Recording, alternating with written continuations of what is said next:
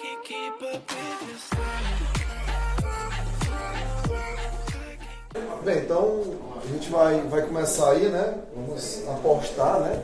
Nossas apostas aqui, se deixar, como o Robson disse, todo mundo vai apostar os mesmos assuntos, mas aquele assunto que a gente considera relevante para vocês, como sempre a gente diz, tem alguns conteúdos que, por ter competência específica, habilidade específica, a gente acredita que eles sempre vão estar na prova, como o assunto de ondas, os assuntos relativos à eletricidade, né? Então, vou começar falando de ondas. Então, vamos fazer um resumo rápido, né? Em algumas salas a gente teve esse contato, iniciamos. Então, no assunto de ondas, esse ano a gente teve aí algumas novidades.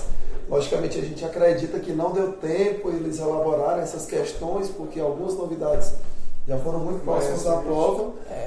A gente pega 2 anos aí, né? Basicamente, se você pegar os tempos aí... Pegando aí 2 anos atrás, mais ou menos, né? A gente teve a detecção de ondas gravitacionais.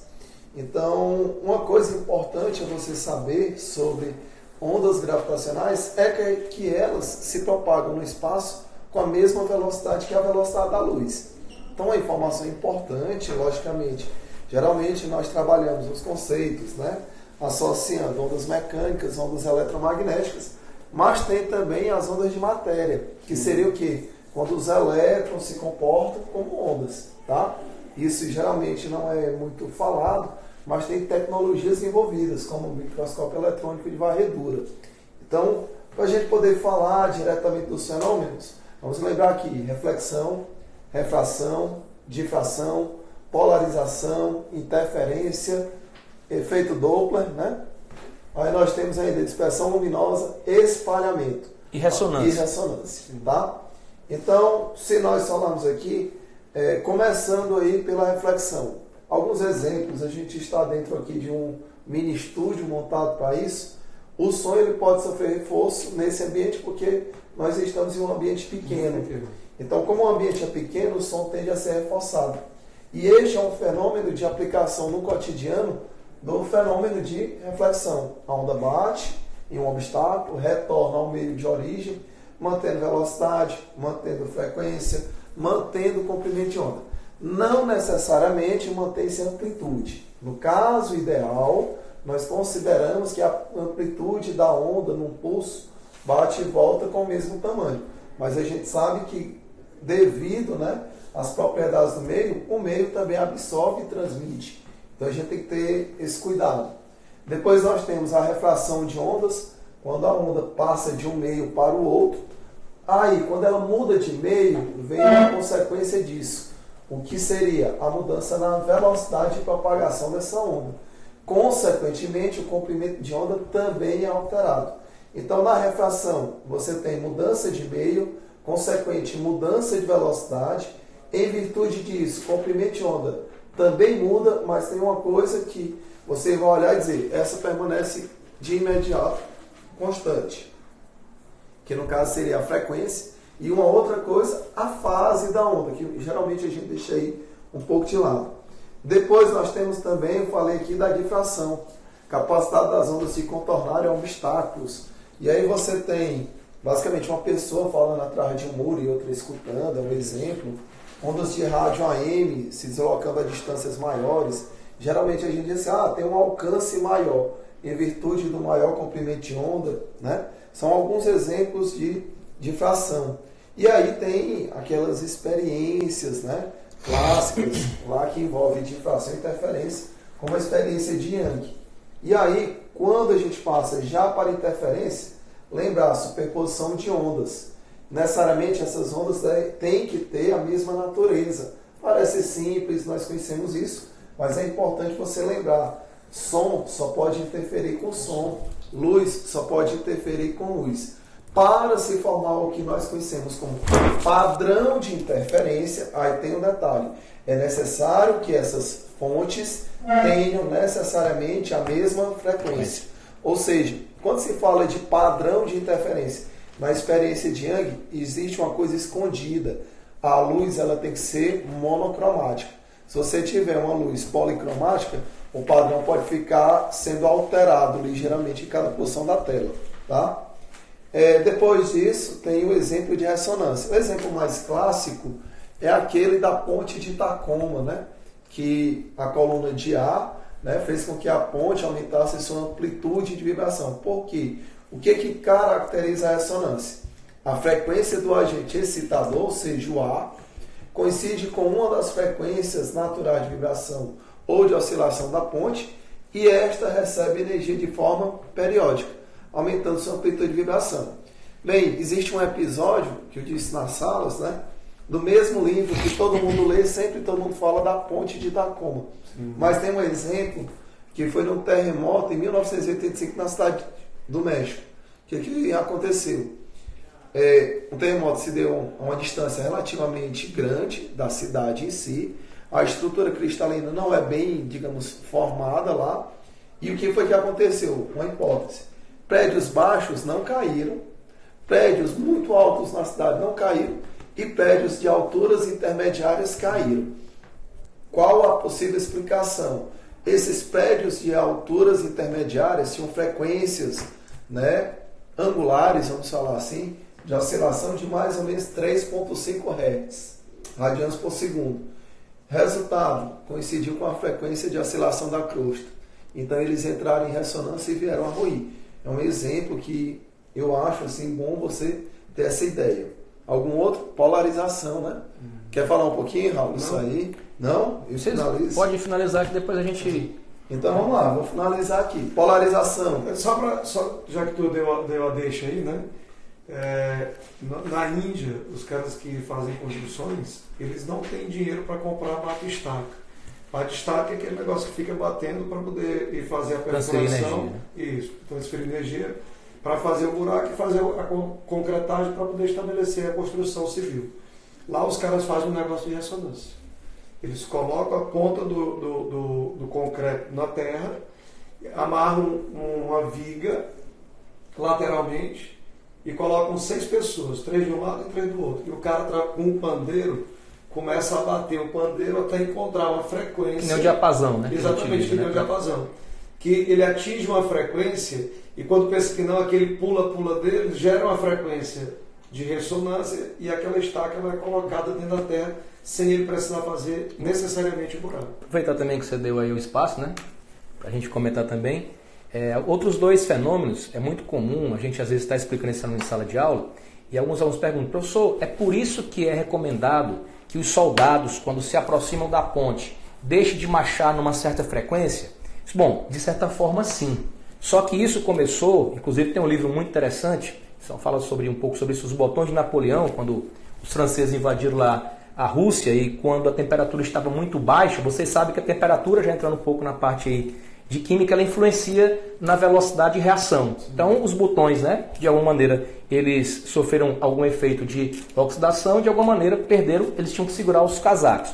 Então naquela época, os soldados de Napoleão, quando passaram por uma ponte de madeira, há muito tempo atrás, né, teoricamente eles podem também ter oscilado, da mesma forma que da frequência de ressonância da ponte, e com isso a ponte veio desmoronar. Por que motivo? Porque vibrando na mesma frequência, entraram em sintonia, houve uma transferência de energia, aumento de amplitude, e ela não conseguiu suportar porque ela não foi projetada para ter uma amplitude tão elevada assim. Portanto, ela sofreu um colapso. Que é a mesma coisa que acontece quando você tenta provocar um som na mesma frequência de vibração de uma taça, por exemplo, né? Como acontece naqueles programas de auditório, que, para falar a verdade, ninguém conseguiu demonstrar lá a taça quebrando. Eles utilizavam basicamente lá um osciloscópio que produzia uma frequência que era da mesma ordem de oscilação de uma das frequências naturais, no caso do copo. Você falou no desmoronamento também. No Japão também existem prédios que têm amortecedores, porque eles basicamente ficam próximos lá de uma placa tectônica, então há uma suscetibilidade à oscilação mais intensa. Então, é o lado bom para a engenharia, porque essas fatalidades acabaram permitindo que os engenheiros, em geral, usando os fundamentos da física, pudessem colocar em prática, aprofundando cada vez mais o nível de cuidado com essa construção. Então, eles têm amortecedores que tentam, de algum modo, absorver a energia de oscilação para que essa amplitude seja menor e aí ele não venha provocar o desmoronamento. A ponte Rio-Niterói ela tem amortecedores. Aproximadamente 17 quilômetros dentro do próprio oceano ela além de não ser feita de maneira retilínea, né, para exatamente, ela tem curvas e tem altos e baixos, exatamente para que ela tenha uma dificuldade maior de entrar em ressonância. E a questão dos amortecedores foram colocados depois exatamente para absorver mais essa quantidade de energia que ela iria absorver. Em outras palavras, pessoal, os colegas estão falando, ressonância é o que? Essa sincronia. Né? Sintonia também. Uma sintonia, né? Então, Herbert, vamos aproveitar aqui, já que a gente está em ressonância, a gente acabou discutindo um artigo bem interessante, que foi publicado também para alguns colegas, falando sobre o micro-ondas, né? A gente já viu que isso foi cobrado na prova do Enem de 2013, caiu também na Enem PPL, falando que se você colocar um alimento dentro do micro-ondas, basicamente as moléculas de água, elas passam a vibrar na frequência de oscilação da onda eletromagnética criada pelo magnétron. Não é verdade? Porém, a gente sabe que essa frequência de oscilação, ela não é a mesma frequência natural de oscilação das moléculas de água. Porém, discutindo aqui com o Herbert, também acho que foi um assunto outra vez nós discutimos, isso não deixa de ser ressonância. É uma ressonância chamada forçada. Sim. Porque essas moléculas vibrando, elas vão entrar em atrito umas com as outras. Esse atrito rapidamente vai fazer com que haja uma transferência de energia e concomitantemente o seu aquecimento.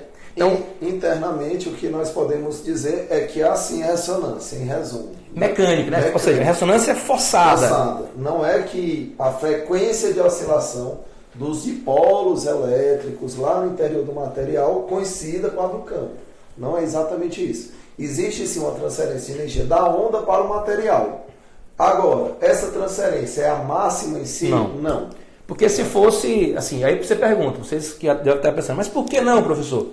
Porque caso fosse, né, François, você teria um aquecimento muito mais intenso. Então isso poderia de alguma maneira degradar o próprio alimento. Não teria algo prático para você. Então eles escolhem a frequência específica, é a frequência de oscilação do magnétron, aquela peça colocada lá na parte superior do teu micro-ondas, de modo que esse campo provoque rotações nos dipolos elétricos e essa rotação cria uma transferência de energia, fazendo com que ele vibre nessa frequência de oscilação. Eles ficam vibrando e, na verdade, o aquecimento é dado pelo atrito da distorção. Exatamente. Né?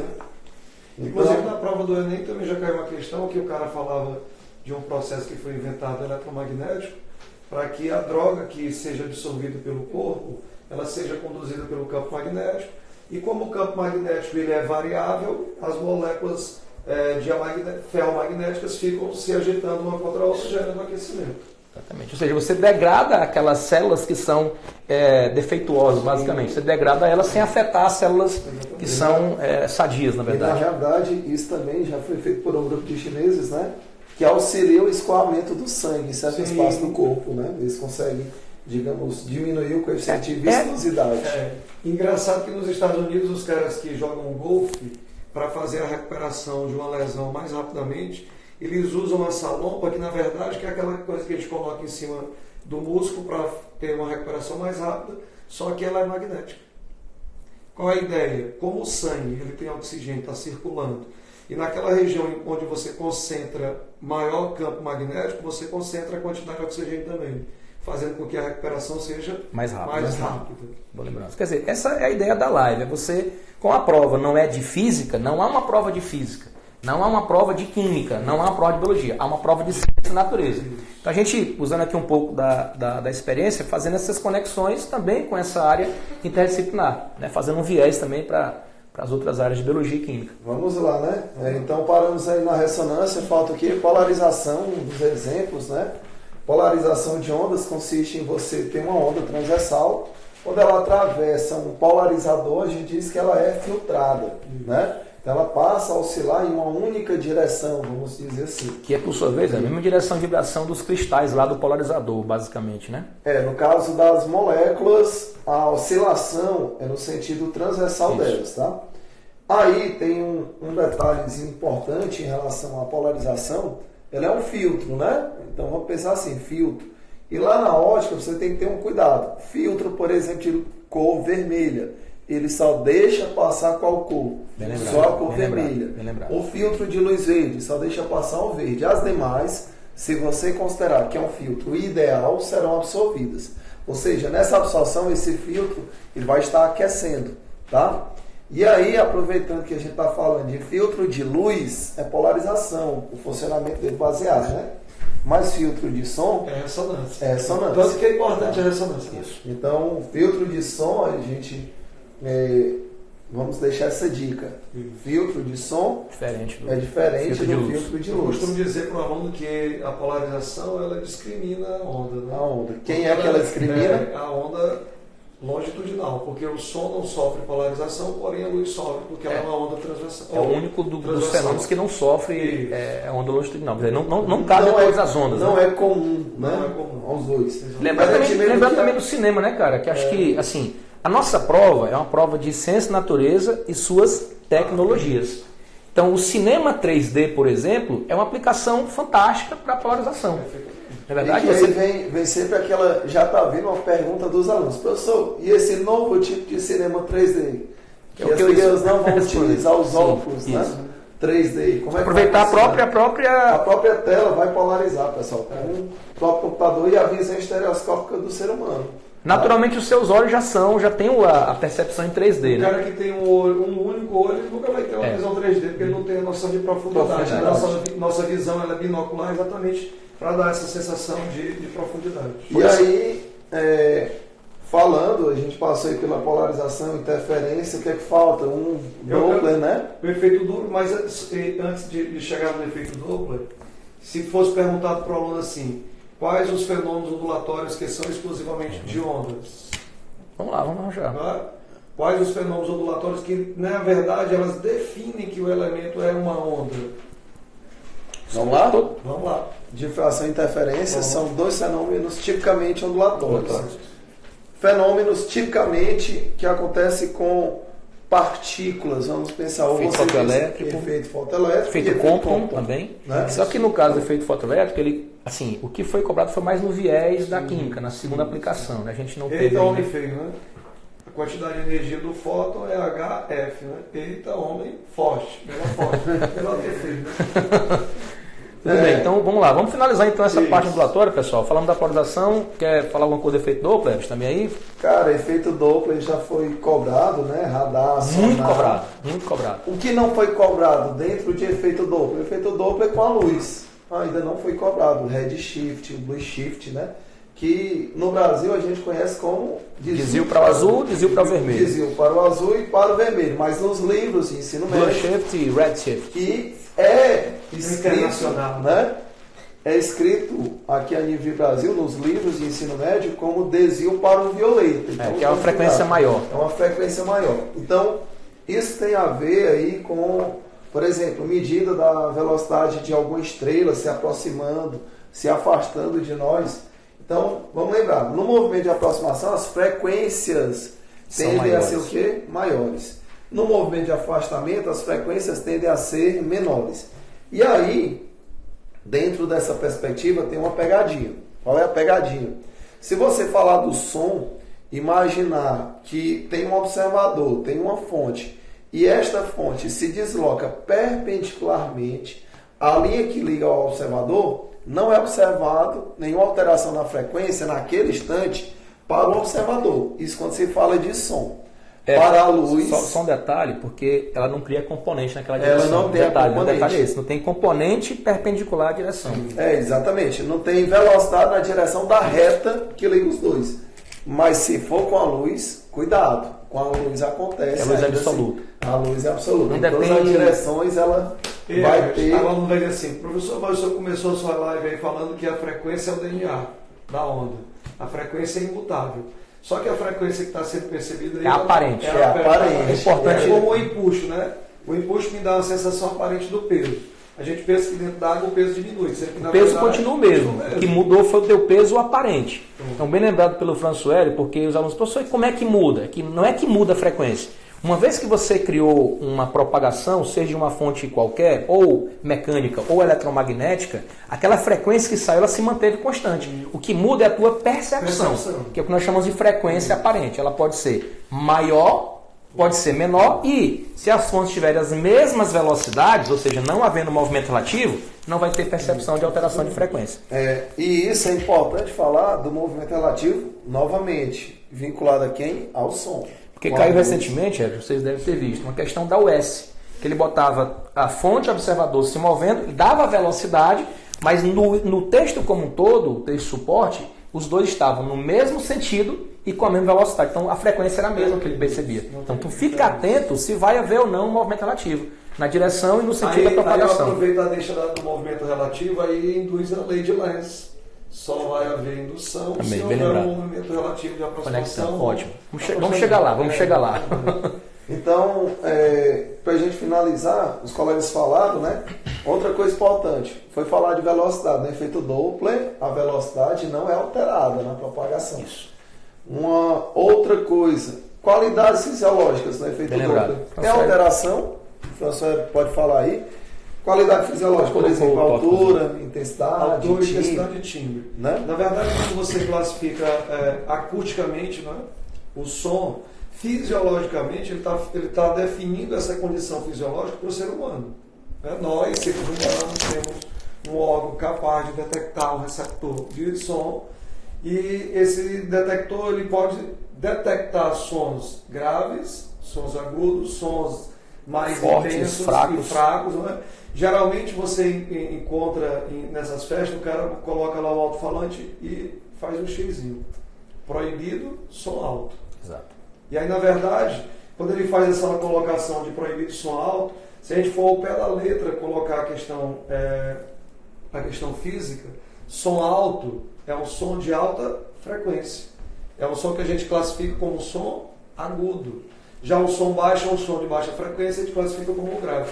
É interessante que se você chamar o baixo de baixo, ele é baixo mesmo, né? Sim. Por que ele é baixo? Porque ele produz um som de baixa frequência, um som grave. Se você perceber, o baixo tem cordas longas e grossas. Cordas Isso faz com longas que e grossas. Você reduza a frequência lá. Exatamente. Já o violino tem cordas curtas. Lembrando que é um instrumento finas. baixo, né? O instrumento musical baixo, né? Só para exatamente. o pessoal vai confundir. O Então, instrumento musical baixo ele produz frequências menores. Então, e aí você tem a questão da altura, né? Lembrando que a altura ela classifica, ela diferencia tenores de contrabaixos, mezzo-sopranos. Uma tonalidade acima, uma tonalidade abaixo, significa dizer que você está classificando o som pela sua altura. Na verdade, a frequência que define a altura do som. Quando a gente fala de som forte e som fraco, eu estou falando de forte, de força. Ou seja, está falando de energia, de amplitude, de intensidade e de volume. E de volume. Porque quando você colocou, François, aquele exemplo, a pessoa que coloca lá o X para não colocar o som, na cabeça dele, como em muitas pessoas, isso é algo muito recorrente na prova, ele está querendo falar de volume, quando na verdade, né, o que ele queria alterar era a intensidade e não a frequência. Exatamente. Então, gente, quando a gente coloca a questão da intensidade, volume, potência, amplitude, tudo é associado. Tudo significa a mesma coisa. Né? Aumenta o volume, aumenta a potência, aumenta a quantidade de energia consumida. E fechando a questão da qualidade fisiológica do som, a questão do timbre. Engraçado que o Raul estava ali, ele começou a conversar, aí as meninas, eu acho que o Raul está ali. Então, percebeu pelo percebeu, timbre. Mesmo sem te ver, ela sabia que tu estava presente no ambiente porque ela reconheceu o teu timbre, que é a tua identidade acústica. Exatamente. Essa é uma das formas que você tem de identificar, por exemplo, um suspeito numa gravação. Né? Você pode utilizar o timbre ou outras características também individualizadoras. Perfeitamente. O pessoal aqui está interagindo muito, estão pedindo aqui para falar um pouco sobre ondas eletromagnéticas e, François, explicar aí o motivo das cordas longas e grossas que o senhor mencionou. Né? Então, cordas longas, comprimento grande, o que altera? A frequência. Está no baixo, você estava falando do baixo. Na verdade, é simples. Se você pegar um violão com 6 cordas, você vai ter cordas grossas e cordas finas. As finas são as que vão produzir sons agudos. E as grossas vão produzir sons mais graves. Mas o comprimento das 6 cordas são iguais. Mas você tem os trastes, né? Onde você vai dedilhar as cordas, fazendo com que a corda ela fique com o tamanho do seu comprimento variável.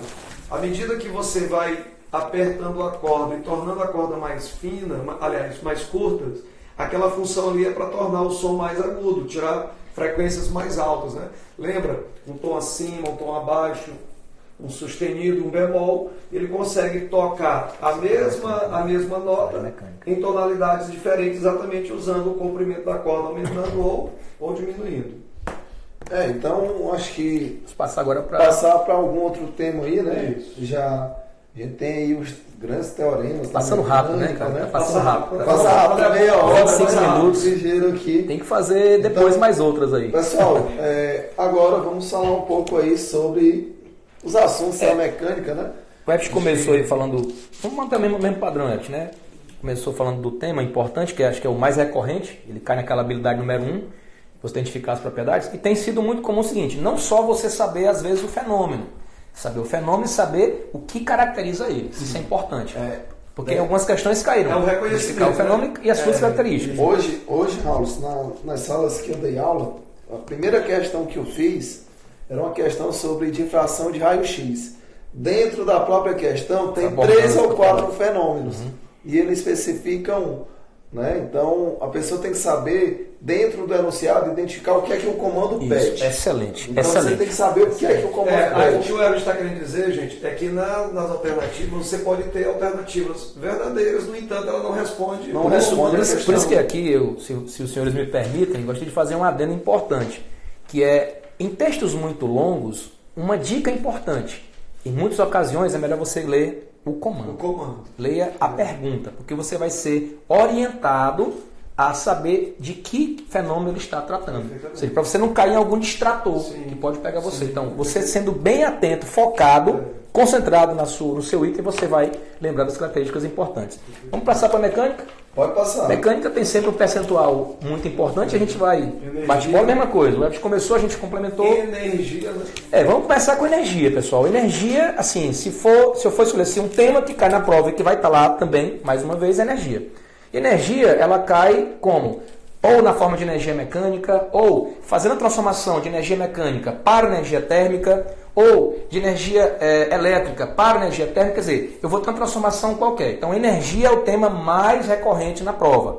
Lembrar, não só da energia, mas como é que você também pode associar o consumo de energia à potência dos aparelhos em geral. Lembrar que a nossa potência, ela mede o consumo de energia que eu faço durante um certo tempo. Então, quanto maior for a minha potência, maior vai ser a energia que eu vou consumir naquele aparelho. Não esquecer também, aproveitando aqui no caso, quais são as grandezas que estão associadas à conservação ou variação. Porque a energia como um todo, e o Enem já cobrou isso, que pega muitos candidatos, a energia como um todo sempre se conserva. Não esqueçam disso.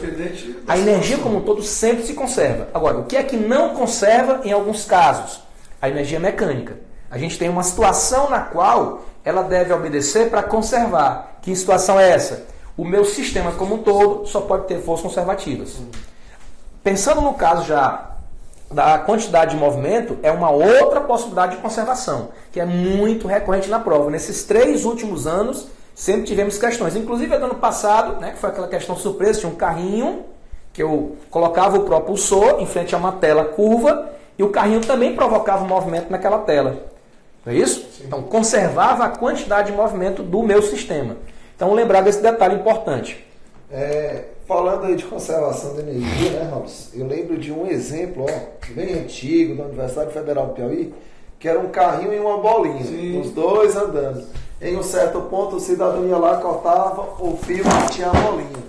E perguntava qual era a velocidade do carrinho depois. Cuidado. Trouxe aqui um experimento para tratar sobre isso aí, da conservação. Vixe Maria. Vamos falando. E aí, pessoal, nesse caso tem que tomar cuidado, porque a aviação é de um agente externo para poder cortar o fio. Então a quantidade de movimento não se conservava nesta situação. Aqui. Então, como o Raul falou aí de força conservativa, né? Vamos lembrar quais são as forças conservativas: peso, força elástica e força elétrica. Essas aí são as forças que a gente considera como sendo conservativas. Forças dissipativas: atrito, resistência do ar. E aí é importante você saber, né, quando você tem som.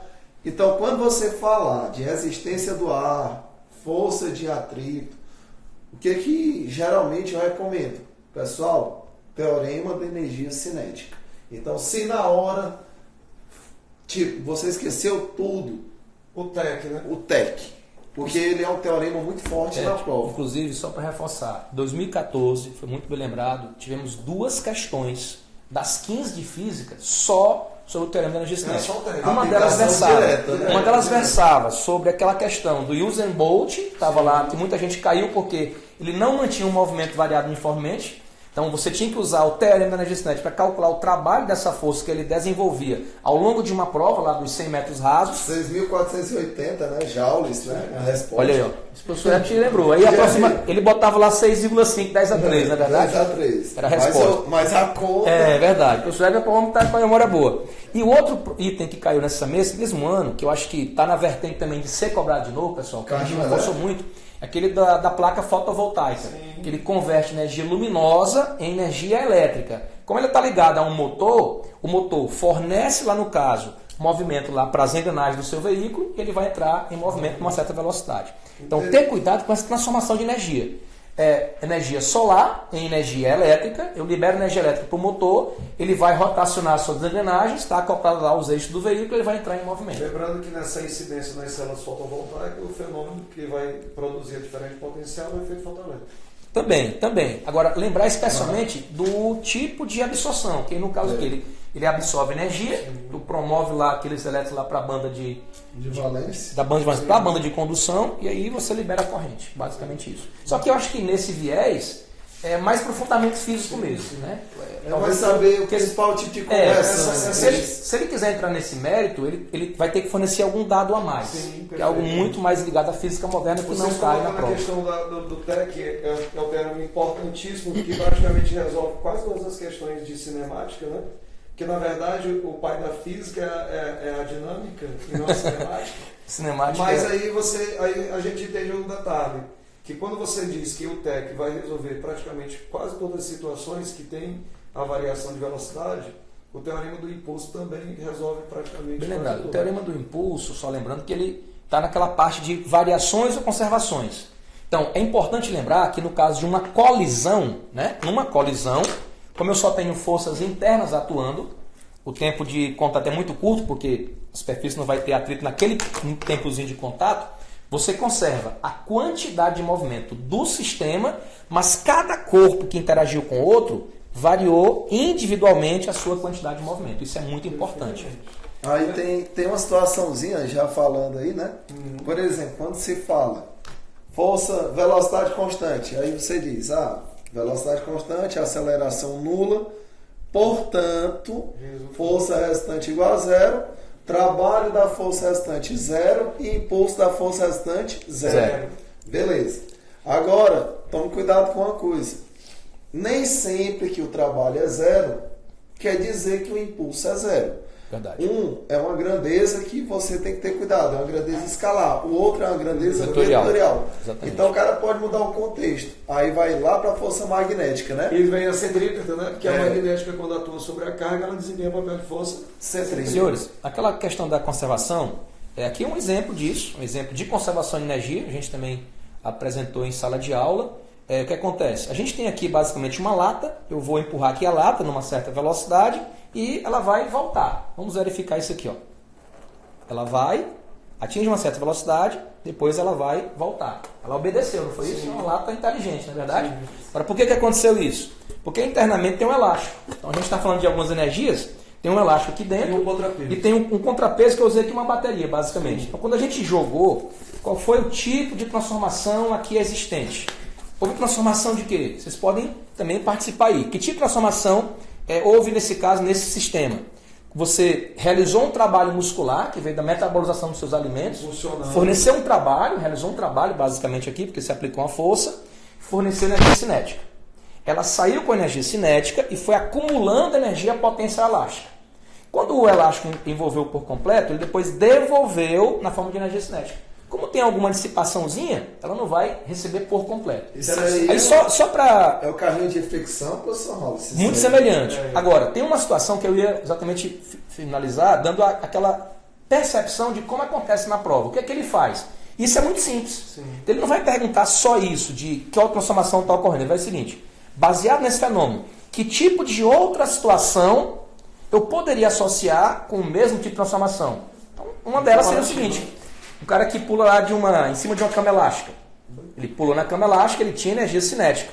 A cama elástica vai deformando, ele vai transformando em quê? Energia potencial elástica. Que, por sinal, senhores, estava na prova do ano passado. Sim, perfeitamente. É verdade? Uma questão muito bonita, por sinal. Para mim, é uma das questões mais lindas. Eu quero uma Princess Question, não é verdade? Uma Princess Question. Uma questão muito linda. Então é isso. Alguma transformação vai estar na prova, não é verdade? Sim. Aqui foi só para ilustrar mesmo. A gente trouxe aqui para vocês. Lembrando só que ele colocou aqui um elástico, se a gente analisar como o elástico ele vai se deformar por conta do contrapeso, a gente podia também associar o torque. Exatamente, Né? tem também. O impulso. Veja que eu coloquei 2 elásticos, né? Já sai na associação de molas. Vamos pensar assim, como se elas estivessem aqui em paralelo. Sim. Você aumenta a constante elástica, armazena mais energia. Então dá para perceber o fenômeno mais interessante. Geralmente eu faço em sala de aula comparativo com os meninos, que o capacitor é um elemento elétrico do circuito que tem como função armazenamento Muito de bem carga lembrado. e de energia Muito bem potencial. lembrado. E eu faço sempre a analogia do capacitor Excelente, com a mola. excelente, Né? excelente. A associação de capacitores em série paralela é a mesma associação Excelente. de molas em série paralelo. Um circuito- É análogo, né? Se você pegar o F igual a KX, no capacitor a carga é igual a CV. A inclinação um é a constante elástica e o outro é a capacitância. O análogo mecânico é o sistema massa-mola. Massa-mola. Não é verdade? O capacitor no circuito lá que você armazena Porque a análogo mola você mecânico. deforma, gera um diferente potencial na deformação da mola, consequentemente gera força. Aí a força, consequentemente, vai gerar energia, né? Que é a energia potencial que vai ficar armazenada na mola. François, você falou do capacitor, a gente aproveita já para reforçar um outro tema importante, Ed, que é o tema o quê? Equipamentos elétricos. Porque vai cair na prova alguma coisa que está ligada a alguma aplicação tecnológica, para você entender como é que você explicaria o funcionamento de algum equipamento. Seja usando capacitores, usando resistores, usando LEDs também, que é muito comum, não é verdade? Então isso com certeza vai estar na prova. Aí se nós somos aqui, vamos fazer um resumo rápido, François. Resistor, gerador, receptor, capacitor. Vamos logo para o receptor. O que acontece se eu tiver um Bem motor lembrado. e simplesmente eu chegar no motor e segurar lá, por exemplo, Excelente. com um ventilador, segurar a parede, o que é que vai acontecer lá Esse é um com ele? resistor, né?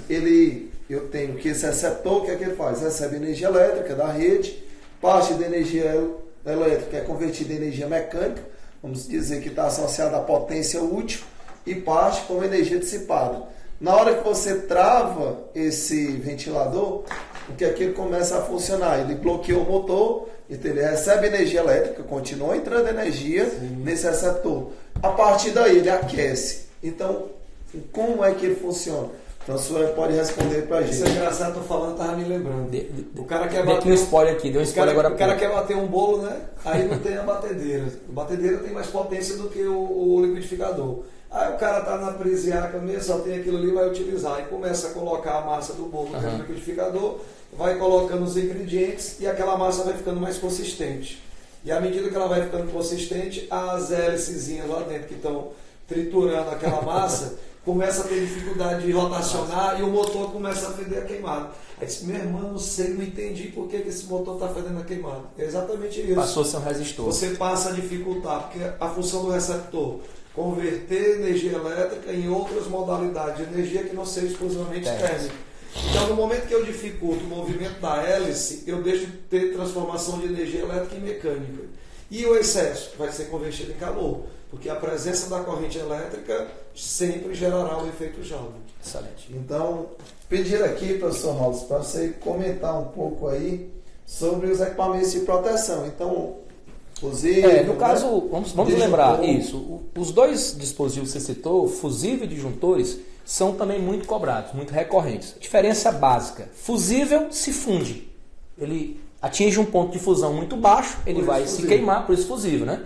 E aí o que acontece? Como é que ele protege? Ele tem um limite de corrente. E aí eu faço um adendo com relação ao cálculo da corrente, porque em algumas questões do Enem já foi cobrado de você determinar somente a corrente sem levar em consideração um percentual a mais. Já teve questão também que ele pede que você leve em consideração um acréscimo de corrente.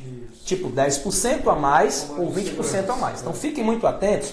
Você simplesmente calcula como? Você soma as potências totais, né, as potências dos equipamentos e divide por quem, professor? Pela diferença de potencial. Você tem a corrente total. Naquela corrente total, você vai saber se ela está acima do valor permitido pelo fusível ou abaixo. E como eu disse, tem esse cuidado. Se eu levo ou não em consideração o percentual limite. Já o disjuntor, pessoal, ele é basicamente uma chave eletromecânica. Como é que ele funciona? Passa uma corrente elétrica, você sabe que a corrente ela gera um campo magnético, esse campo provoca uma força magnética lá na chave e ela sofre um torque, ela vai abrir. Existem também disjuntores não só na nossa casa, tem lá tipo a amperagem, tipo... E aquelas próprias, entre aspas, canelas dos postes também são disjuntores. É por isso que quando por exemplo, está chovendo muito, alguma árvore eventualmente pode cair lá no fio como forma de proteção aquela canela ou disjuntor. Ela é aberta para evitar eventuais acidentes, né? Sobrecargas ou acidentes mesmo com algumas pessoas. Então é forma de proteção, basicamente isso. Então, só aproveitando a deixa do Alisson, lembrando que se você for colocar um fusível, um disjuntor, se você tiver um circuito de corrente alternada, onde ele vai colocar fase positiva, fase negativa, fio neutro, aonde que eu devo colocar o equipamento de proteção? Sempre no fase. Sempre na fase, independente que seja fase positiva ou negativa. Sempre na fase, sempre no fio fase, né? Sempre no fio fase. Já que vamos aqui também lembrar que alguns equipamentos você liga entre duas fases, geralmente alguns chuveiros, dependendo da tensão, e outros equipamentos você liga entre fase e neutro. Lembrando que a tensão entre fase e fase é sempre maior do que a tensão entre fase e neutro. Em alguns casos até raiz de 3, né, professor? Aquele númerozinho... Né? Aí vamos lá, 220 sobre 127. 1,73, né? Aproximadamente a raiz de 3, é melhor trabalhar. Os da equação ficaram zangados porque a gente colocou isso na prova deles. Era só uma conta danada de rapaz, essa razão, quem vai para a prova tem que saber. Tem que saber, tem que então saber. A função social não era outra, era simplesmente exatamente. aprender. Aí foi dito depois que era a cereja do bolo, né? Que era exatamente, para a pessoa poder ficar senhores, esperta. outra coisa também importante é lembrar de algo também que nós frisamos, é o sistema Trio-E, que já foi cobrado 3 vezes na prova Enem. O que é o sistema Trio-E? Você controla uma mesma lâmpada de 2 lugares distintos. Um interruptor no ponto A, interruptor no ponto B. E aí lembrar como é que você liga realmente uma lâmpada. Uma lâmpada simples, lembrar que o fio fase eu mando para o interruptor. O fio neutro eu mando para a lâmpada. Para fechar o circuito é simples. Puxa o retorno para a lâmpada do interruptor e para fechar o circuito você manda o retorno para o interruptor. É só lembrar, a lâmpada só acende se o circuito estiver fechado. Exato. E aí, como você Mas tem que ter cuidado com essa proteção. Mas aí a ideia é o seguinte, é testar. Você testa a chave 1 e verifica se a lâmpada acende ou apaga com ela. E aí não pode ficar na chave 1, né? Você vai ter que olhar para a chave 2 para entender se ela pode acender e apagar com a posição da chave 1. 4 posições aí, E no caso do Trio-E, você tem 3 pinos, o central você puxa sempre para o fase e o outro central você vai mandar para onde? Para a lâmpada. Sim. E aí para você fechar o circuito você leva 2 retornos dos pinos que são paralelos. Então você consegue controlar de 2 lugares distintos a mesma lâmpada que é o mesmo ponto de luz. E só fechando essa parte aí, gente, toda vez que você for dimensionar um fusível, um disjuntor, passar os o gabaritos. fusível e o disjuntor são dimensionados pela corrente elétrica ou pela potência. Exatamente. Né? Exatamente. O ripio, não pode esquecer, o ripio resolve o circuito em toda a situação elétrica. Exato. E claro, se não der alguma coisa, ele falar alguma coisa sobre a resistência, você aplicaria a segunda lei de Ohm, que vai definir a resistência em função do material, que é a resistividade, do comprimento e da área, né? A geometria e o material. Lembra uma coisa que a gente também sempre gosta de falar, nós 3 já trabalhamos muito com a parte elétrica, que é a condutividade. Você já caiu na prova de 2010 e pegou muita gente. Porque você sempre lembrava da resistividade, né? Mas lá ele botava uma tabela da condutividade. Lembrar que a condutividade ela é a inversa da resistividade. O que é um bom condutor? É um material que tem uma elevada condutividade e, consequentemente, uma baixa resistividade. Falando aí, eu faço esse paralelo aí, porque quando você coloca a segunda lei de Ohm, a resistência depende da resistividade, mas a resistividade não depende da resistência. São coisas distintas. Resistência e resistividade medem dificuldades. Dificuldade é a passagem de corrente elétrica. Uma pelo material, outra pelo condutor. No caso a resistência é o dispositivo e a resistividade então, é o material. Se eu tenho resistência, eu tenho condutância. A condutância é facilidade, então é o inverso da resistência. Quando eu tenho resistividade, eu tenho associado a ela a condutividade. Resistividade, condutividade. Isso é material. Uma é o inverso da outra. Vamos passar para os nossos gabaritos, né? Só para a gente poder encerrar, Raul, estão pedindo aí para a gente comentar um pouco sobre transformadores. Ótimo. A gente vai ser a última. Então vai ser aí questão número 3 que aborda sobre isso, né? Inclusive a resposta, pessoal. Os transformadores, O funcionamento dele é baseado em quê? Basicamente, lei de Lenz e lei de Faraday. eletromagnética. Ou seja, indução, né? Isso. E aí lembrar que o transformador, para funcionar, ele tem que ser ligado em corrente de que tipo? Alternada. Nada ou Porque, variável. por exemplo, se você ligar o transformador numa corrente contínua, como por exemplo a bateria de um carro, você vai ligar, o cara vai te dar os valores, você vai ser induzido a querer usar basicamente aquela formulazinha e vai entrar no erro. Porque se você liga na bateria do carro, como ela é corrente contínua, quanto é a tensão que sai no secundário? Zero. A não ser que você tenha lá, por exemplo, uma possibilidade de ficar ligando e desligando a chave. Aí seria um método, um ponto lembro da da questão posição. que tu fizeste ano passado, que foi exatamente Essa pegadinha, essa né? pegadinha aí, ela era Pois uma é. bateria, mas o cara ficava ligando e desligando. Inclusive, pessoal, aproveitando aqui, o professor Fernando cedeu aqui pra gente, chique aqui, um carregador. Nós comentamos muito em sala de Ainda aula. disse que meu celular não prestava. Ele pessoal. disse? Disse, já chegou aloprando, não presta. Rapaz, pois vamos ver aqui, ó. Se eu colocar aqui o meu celular aqui em cima, a gente. Meninas, vocês também trouxeram aqui, ó, só para demonstrar. Ele não está carregando, evidentemente, não está ligado a nada. Se nós colocarmos aqui próximo ao celular, observe, ele começa a carregar. Observe aqui, ó, ele está carregando. Por que isso acontece na verdade? É uma questão que pode cair numa prova. Porque eles adoram indução eletromagnética. Vamos testar o professor aqui. Testa o meu aí. Rapaz. Professor Eft não deu não. François, o seu aí, rapaz. Não, Aqui. Mas aí agora eu vou. Agora deixa eu só. Vamos fechar aqui, Agora ó. vem o teste. Se não pareou, por que não pareou? Porque a sua tecnologia não é talvez a mesma adequada. Não é simplesmente a marca. Então não está na mesma frequência, né? Exatamente. Então, ó, você vê que é a marca de um outro celular, mas a tecnologia é adequada. Então, por que ele carrega? Porque esse carregador, ele tem internamente, como o Eft agora há pouco estava falando, uma variação na corrente elétrica. Ela vai gerar um fluxo magnético variável. Não esqueça disso. A variação do fluxo magnético aqui existente vai induzir, pela lei de Lenz e Faraday, uma corrente elétrica exatamente na parte posterior do celular. Então vai carregar, porque ele vai receber uma corrente induzida. E como o circuito está fechado, essa corrente vai fazer o quê? Com que a bateria vá se carregando. E detalhe importante, se o circuito fosse aberto, eu teria uma FEM, mas não teria corrente. Então, como foi frisado pelo Ed, ele vai entrar na mesma frequência também, porém, vai sofrer um aumento de quê? Uma variação de quê? Nosso fluxo magnético. E aí, pessoal, aproveitando aqui, também é um experimentozinho, ó. Para fecharmos, existe um projeto na Alemanha que os carros elétricos eles se carregam por indução eletromagnética, porque no meio, na autoestrada eles colocam bobinas e dentro do movimento por indução ele recarrega a bateria do carro. É o antigo Top Gear, né? Top Gear. Ah, moleque. Como a física, a gente sabe, aparecem muitos experimentos, a gente sempre cita, às vezes, experimentos na nossa sala de aula também. Eu pensei que era um batom. E o que aconteceu aqui no caso? Não, só se... Desculpa aí. Não, tudo bem. Mas parece mesmo, né? Parece. Até assim um pouco rosa também, né? Então vai que... O que acontece? Aqui é um experimento também do mesmo princípio, lei de Faraday, que é o quê? Eu ontem enrolei aqui 600 voltas nessa bobina aqui no caso. Pegamos aqui um LED, né? Para dar certo, tem que fazer o cálculo para ver se funciona. Aí, pessoal, por que tem que ser 600 voltas? O campo fica mais intenso. Aumenta a FEM, né, professor? Aumenta a FEM, aumenta... Excelente. E o que acontece? Então, o que acontece? A gente vai tentar fazer esse LED acender. Quem acha que acende, pode até participar aí. O professor acha que não vai acender, não. Então, vamos esperar para ver se ele consegue. O que acontece? Aqui eu tenho um ímã de neodímio, um ímã bem potente. Você pode consegui-lo, por exemplo, tirando do HD do seu carregador, lá do seu notebook.